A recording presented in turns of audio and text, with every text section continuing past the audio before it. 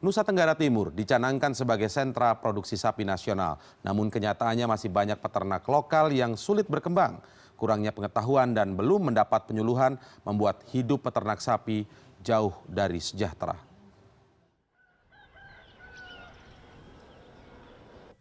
Fajar menyingsing di Tanah Sumba, Nusa Tenggara Timur.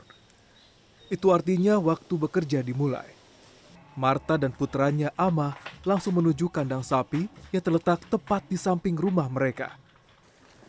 Memeriksa kondisi sapi yang terluka, sakit, atau hamil adalah rutinitas sehari-hari. Sudah 15 tahun, keluarga ini menggantungkan hidupnya dari mengembalakan sapi. Seperti kebanyakan peternak kecil di Sumba Timur, mereka hanya bertugas merawat sapi milik orang lain. Nah, kalau itu upahnya seperti apa? Kalau beranak 5, satu kita, satu orang punya. Orang Tapi kalau ini apa, jual-jual juga begitu. dijual-jual Iya, untuk kebutuhan sehari-hari. iya, Nah, kalau sekarang punya berapa ekor, Mama? tinggal 2. Tinggal 2. Iya. Dari sebanyak ini yang Mama gembala, Iya, Mama baru cuma punya 2 sekarang. iya. Sapi hamil merupakan impian, karena dari sinilah mereka mendapat upah untuk menutup biaya hidup sehari-hari. Sayangnya tidak setiap tahun sapi hamil sehingga Marta bisa mendapat penghasilan.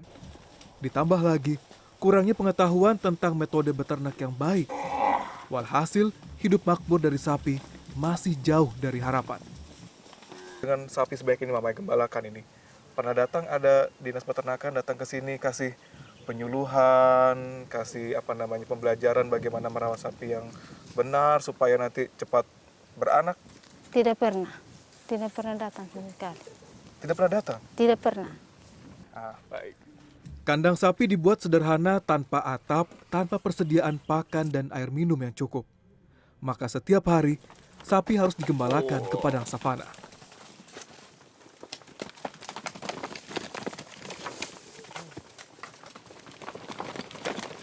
Sudah puluhan tahun, cara pemeliharaan secara tradisional ini dilakukan mayoritas peternak sapi di Sumba.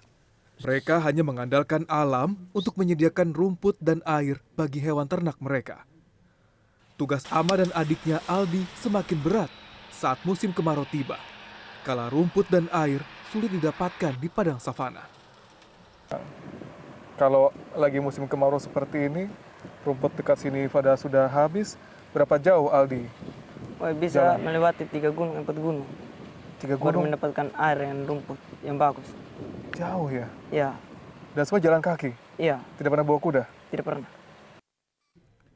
Sapi kawin alami juga menjadi masalah lain. Lamanya masa kawin hingga anak sapi yang terlahir cacat serta kerdil juga kerap terjadi. Karena mereka memiliki populasi ternak yang cukup banyak, lalu dari sisi tenaga kerja juga itu juga menjadi kendala utama. Lalu juga potensi yang ada itu padang cukup memungkinkan untuk mereka lepas. Nah, itu saja sebenarnya yang jadi persoalan. Kurangnya pengetahuan dan belum mendapatkan penyuluhan.